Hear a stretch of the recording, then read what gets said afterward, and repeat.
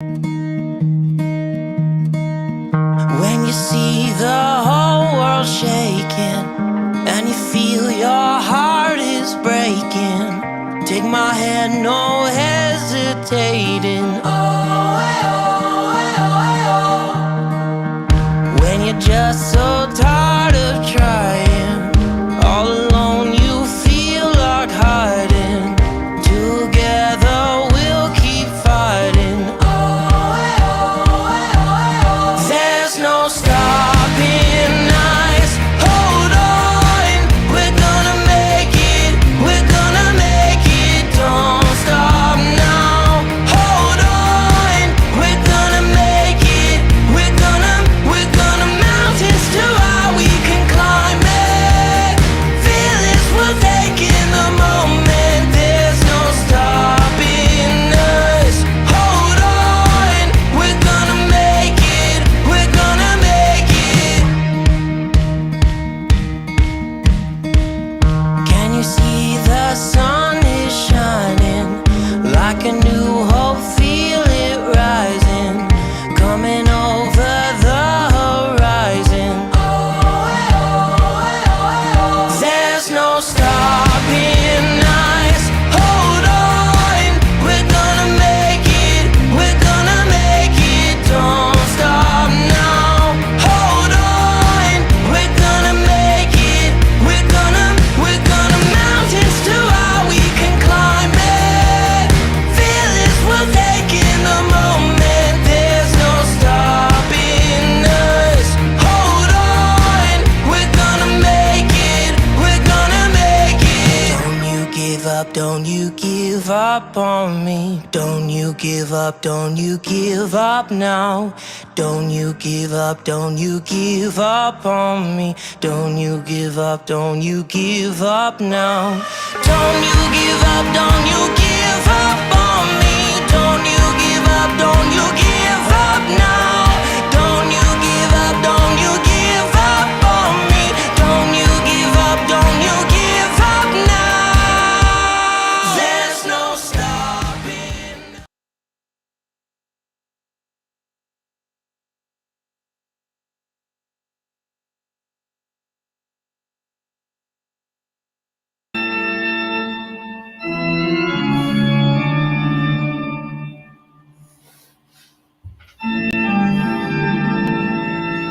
Happy Halloween.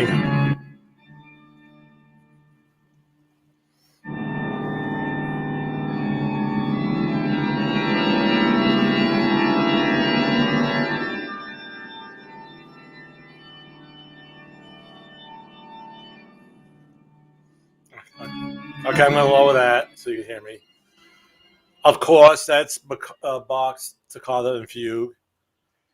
Has really nothing to do with Halloween, but they kind of like always play it for Halloween because it's kind of spooky, kind of dark, a little quiet.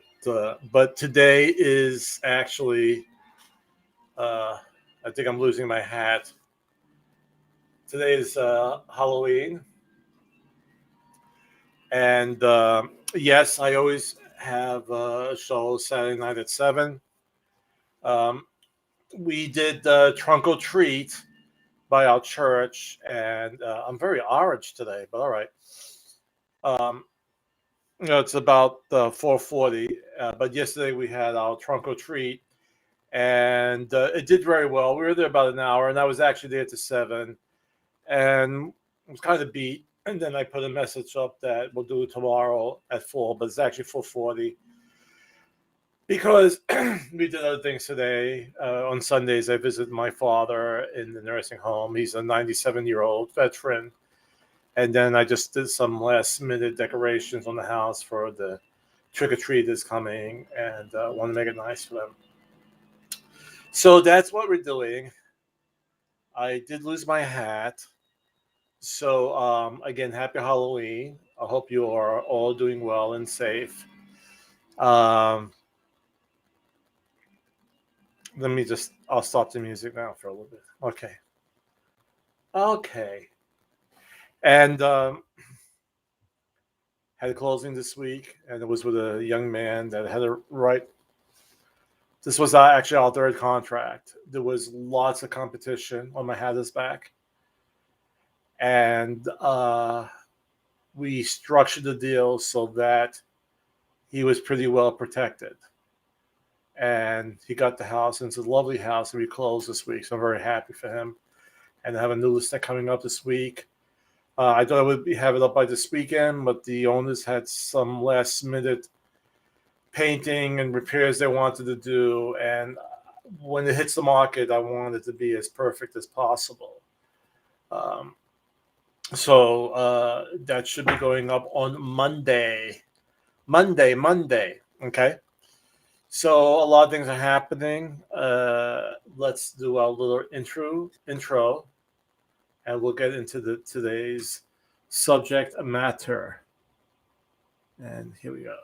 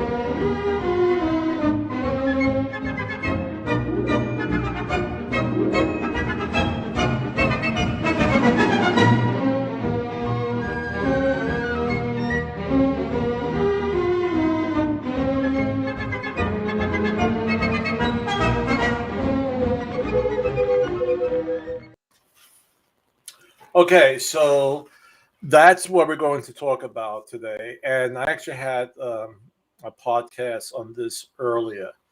But it's good to review and go over it. It was on my blog this week, Real Estate with Mr. G .blog. And a lot of people still confused about the difference between the two. One, you must do if you are getting a loan from the bank, all right, and that's an appraisal. If you're buying cash, if you have all cash for your offer, you do not have to do an appraisal because you're not going through a bank. You could do an appraisal if you want. That's up to you to make sure that you're not overpaying for the property. But the only time I've seen buyers and my buyers do all cash is when they're buying a foreclosure or perhaps a short sale, and they know right from the beginning that it's under the market value. It's a distressed property, and they will, go in and make the renovations that they can to bring it up to par. So they know right off the bat that it's being purchased below the true market value of a house in that area. That's the same amount of bedrooms and baths. Okay. So I never had a cash buyer do an appraisal. All right.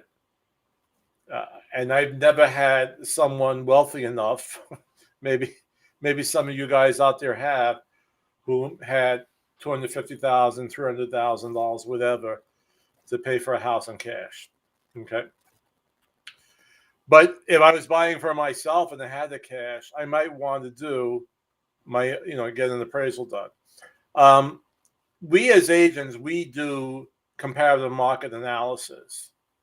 All right. And we will look at houses in the area, right? And usually using a 1 mile radius around the subject property, we will look at homes that are, for instance, if the subject property is 3 bedrooms, 2 full baths, and let's say had a garage, 2 stories, we would find comps in that area of that 1 mile radius that are active at the present time, that have sold within the last 6 months, and that went pending in the last 6 months, and see if the prices are comparable, right? If what this person, or let's say I am representing the seller, to make sure I get them the right price. And many times, pricing a house through appraisals, it's very, very subjective.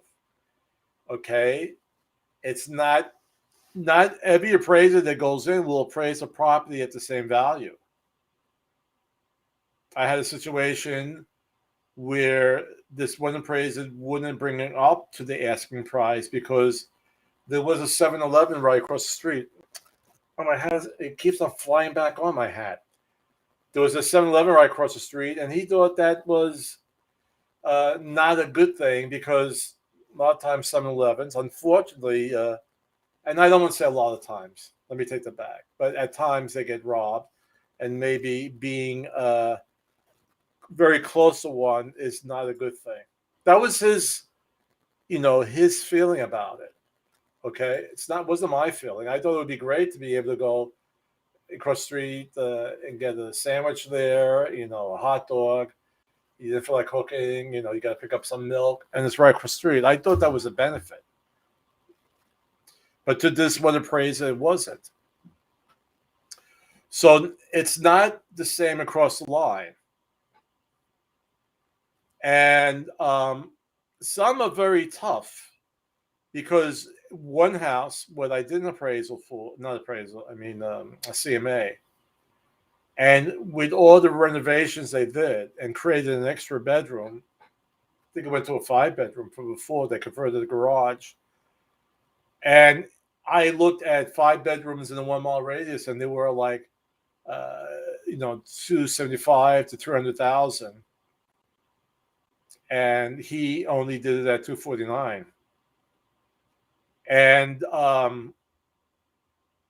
And we didn't originally price it that much higher than that. I think we priced it at around $259,000. But he said that the neighborhood that it was in, which was a beautiful neighborhood, compared to the other ones that had similar homes, were, to him, was a better quality of homes. I didn't see that. There were beautiful homes around this property. There was no question for me. But he marked it lower. So it's very subjective.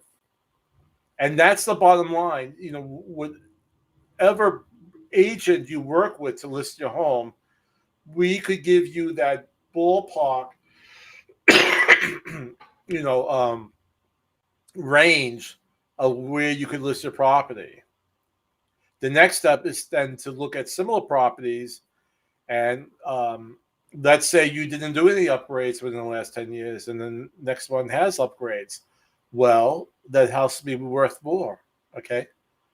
So you have to go not only by the amount of bedrooms and the amount of baths and the square footage, and if it has a garage, you have to look at the interior photos, and see if that's matching up.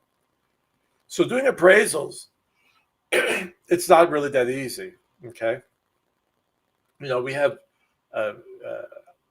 all brokers now, or agents have, we have the software, and it spews it out within 20 seconds. But it really has to be analyzed. It has to have that human touch, because it has to be analyzed closely by looking at those interior photos of the comps. All right. So I went deep into appraisals, all right, and how they have done. But to go back to the original point, they must be, if you're going with a bank loan, an appraisal has to be done. And the appraisal is finding out the value of the home. So let's get up our lesson of today. Okay. So it says knowledge is power when it comes to appraisals and inspections.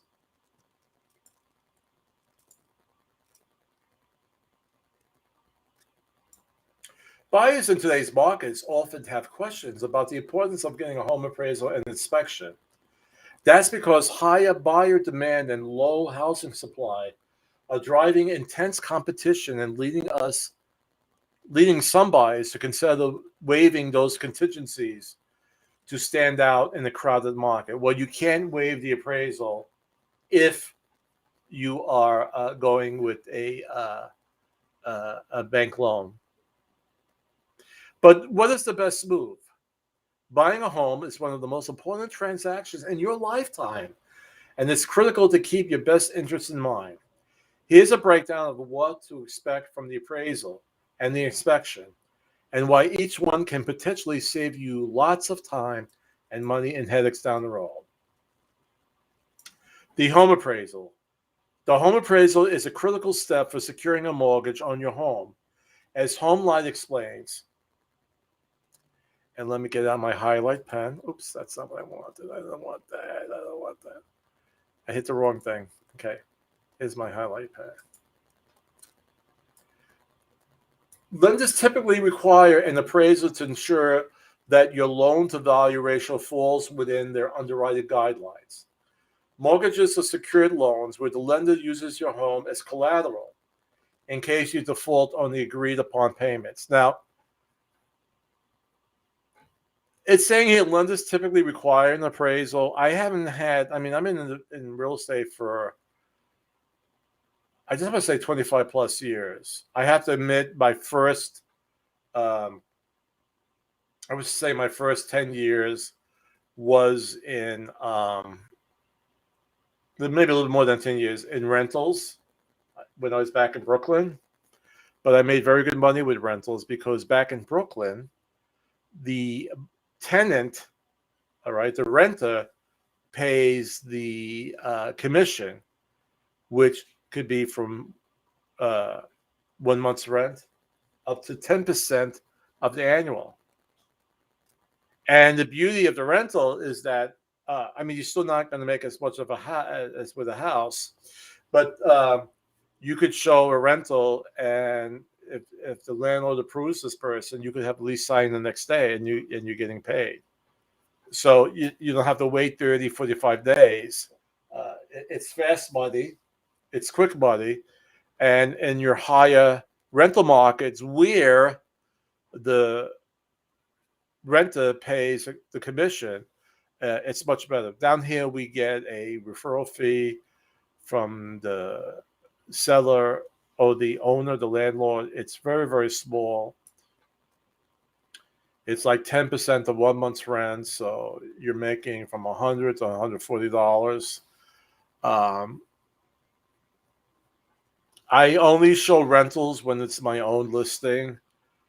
I can see running through, and if you're doing rentals and you're making good money, God bless you. I'm not taking away from you. But we have the 7 cities. And when I was doing rentals in Brooklyn, I was just doing my direct area, Park Slope, Prospect Heights. Maybe it was a 5-mile radius. But when you could go 10, 15 miles showing rentals and only make $100 or $140, I'm not doing that. And God bless those who are doing it. And maybe the ones who are doing it, they just show in their immediate area. And that's wonderful. So, again, most times I will show the rental. I will show a rental when it's my own listing. And I've done that.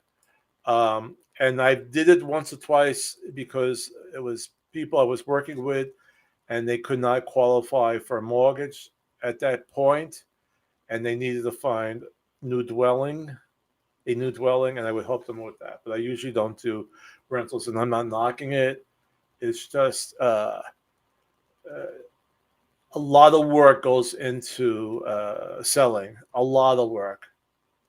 And just to stay focused on that and to stay after your clients, your potential clients, it takes a lot. It really does. But the payoff is much, much higher. All right, that's enough of that. Let me just scroll back up to here again. Anyway, going back up to here, lenders typically require an appraisal. I never see typically. They've always required appraisal. I think the only way they may forego an appraisal if you were putting down so much money.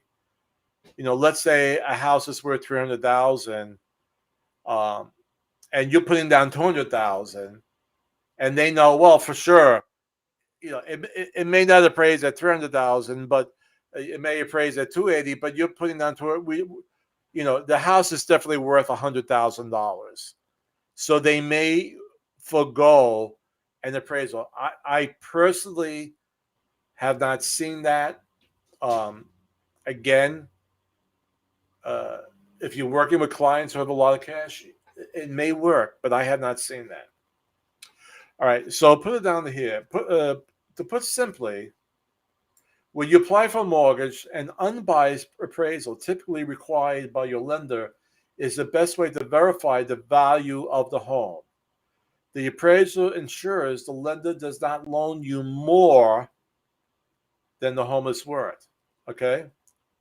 So going back to my example, if it's a $300,000 house and you're putting down 200,000 and you're only financing 100,000, well, the bank would say, well, the house without question is worth much more than 100,000. That's all we're lending you, so we may forego it.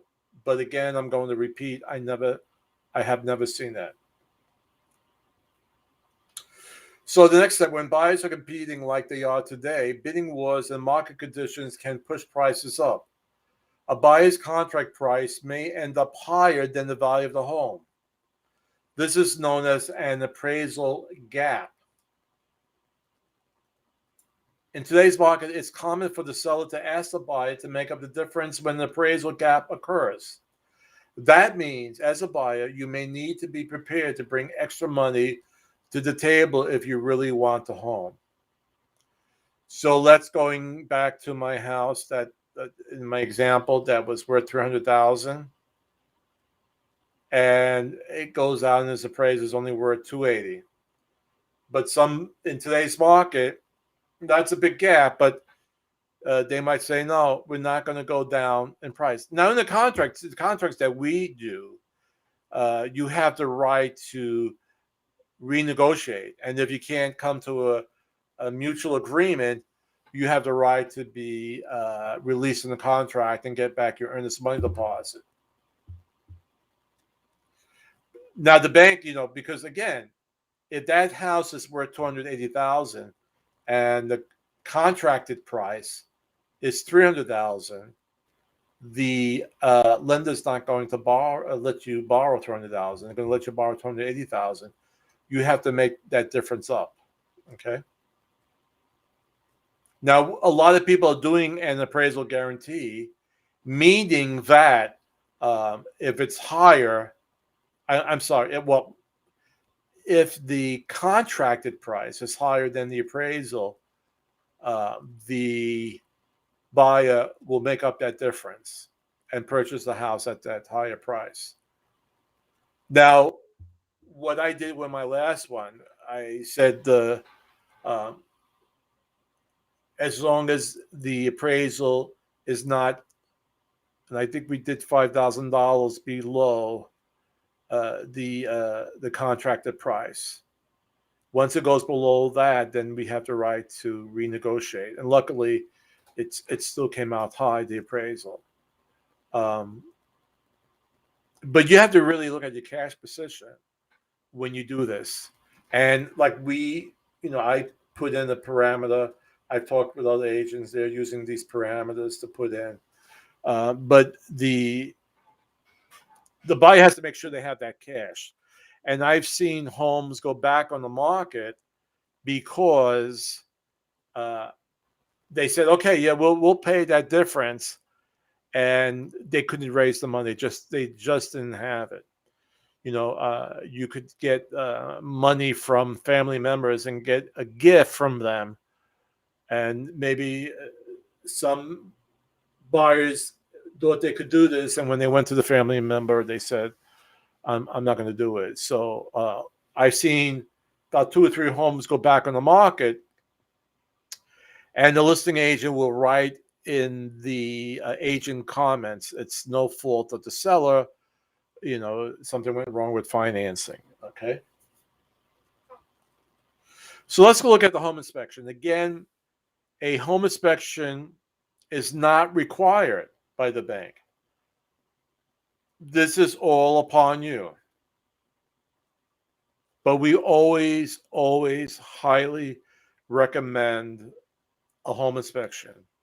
And if a buyer of mine decided not to go with a home inspection, I would have them sign a waiver that though I discussed with them the importance of a home inspection, you have decided not to go with it.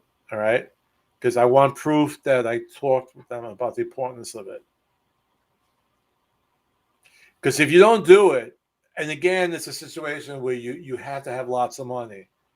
If you find out that the HVAC system is on its last legs after you purchase a home and it goes kaput in a month or 2 months, that's a replacement cost from $10,000 to $15,000, depending on the size of the house. Or if the roof is bad, or if there's problems with the foundation or in the crawl space, you want to find that out at the beginning. All right. So, like the appraisal, the inspection is important because it gives them partial evaluation of the home. While the appraisal determines the current value of the home, the inspection determines the current condition of the home. All right. So the appraisal is value for the bank, and condition is for your own benefit to see how well this house is built, if there's any problems to foresee. And in the past, before we had this crazy market, a lot of times the seller will make repairs to the house from that home inspection. Not every single thing, because you always get the buyers who say everything that the inspector says, the 20 items that they, said, I want the seller to fix. And sometimes the sellers will do it. Sometimes they'll say, all right, I'll do 15 out of the 20 if the buyer could do 5 of them. And it's a negotiation again, the same way it is before you ratify the contract. All right. And the seller might come back and say, I'll do 15 of them, but can you take care of these 5? And the buyer might say, okay, I'll take care of the 5. And now you've settled the home inspection. For us, it's called the PCRA. That's the acronym for the Property Inspection Contingency Removal Addendum. And that means you've taken off that home inspection contingency from the contract, and now you're going straight to closing. All right. And at that point, I always say to my buyers, now you work very, very closely with your mortgage loan officer. Whatever paperwork he or she needs, you just get it to them. And we're at that point between maybe 2 weeks to 3 weeks to closing. So home inspections are the opportunity to discover the major defects that were not apparent at the buyer's showing. Your home inspection is to help you make an informed decision about the house, including its condition. If there are any concerns during inspection, an aging roof, a malfunctioning HVAC system, or any other questionable items, you have the option to discuss and negotiate any potential issues with the seller. Your real estate advisor can help you navigate this process, meaning me, and negotiate what, if any, repairs need to be made before the sales is finalized. Keep in mind, home inspections are critical because they can shed light on challenges you may face as the new home buyer. Without an inspection, serious, sometimes costly issues could come as a surprise later on. But again, the home inspection is not mandatory. The bank is not asking for that. That is for your own, that you're finding out everything that is either wrong, or maybe what's actually very good about the house. It doesn't always have to be negative. And your home inspector will tell you ways of what to do to help maintain it and keep it going if there's certain issues with the house. Some of them are not critical. Some of the things that you have to keep an eye out for. But a lot of people at the very beginning of this pandemic, when things were really, really crazy, were completely forgoing the appraisal. And that's really a bad thing. And I saw that because going on looking for homes for my buyers, you could see a house going on the market, let's say October 26th, and by October 29th, it was in pending. Now, pending means that you have a ratified contract, and there's nothing else contingent upon that. A contingency would be a home inspection, all right? Because you have a ratified contract contingent upon having a very successful, and I don't want to say successful, it doesn't mean that you're not going to find anything wrong with the house. But if you do, you worked it out with the seller, maybe the seller will make some repairs on it. Maybe you will agree to make some repairs, but people were forgoing it and not knowing what they were getting into.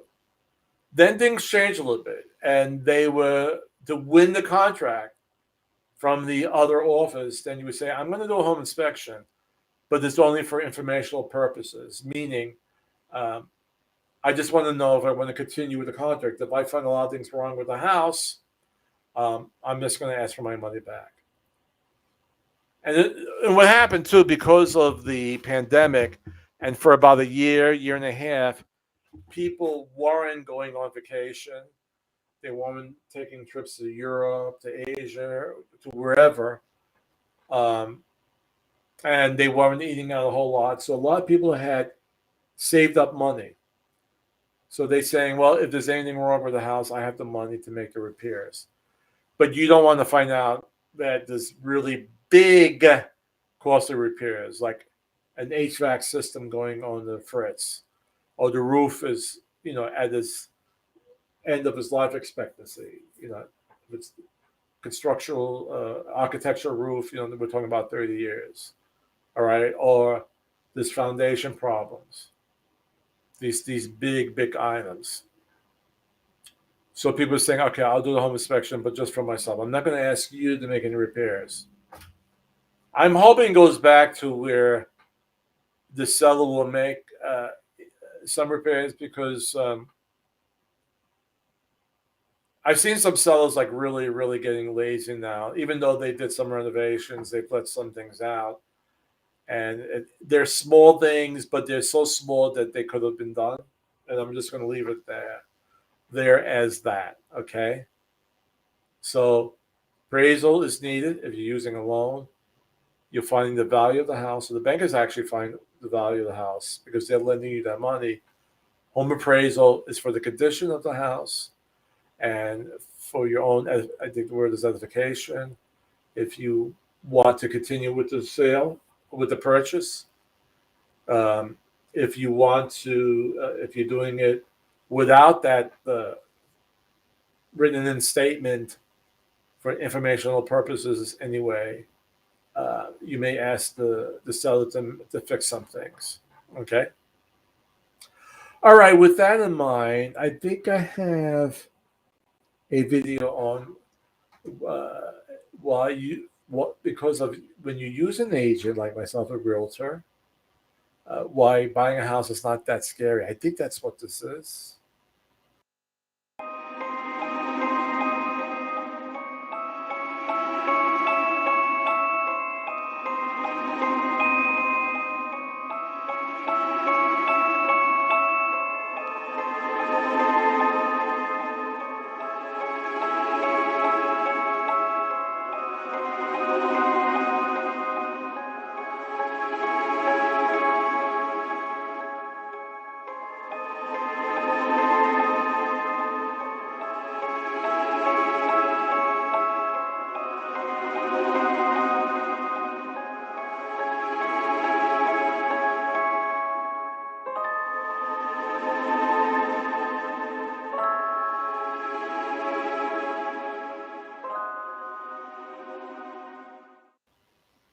Okay? So you're ready to buy, you're ready to sell, please contact me. Wherever you're seeing my live stream broadcast, there'll be a way to contact me. Okay. In fact, you'll see it in my credits too. But please contact me if you have any, if you if you're ready to enter the real estate market. Okay. And if you think of becoming a real estate agent, contact me too. Okay. So that's a good thing.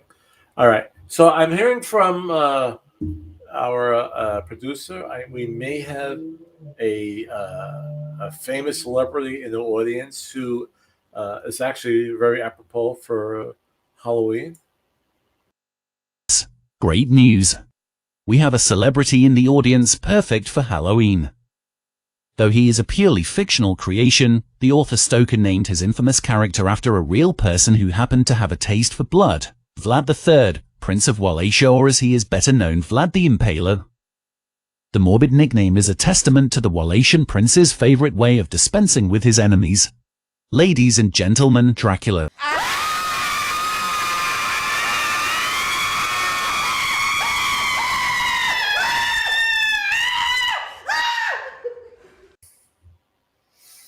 All right, so that was Dracula. I'm glad he stopped by for Halloween.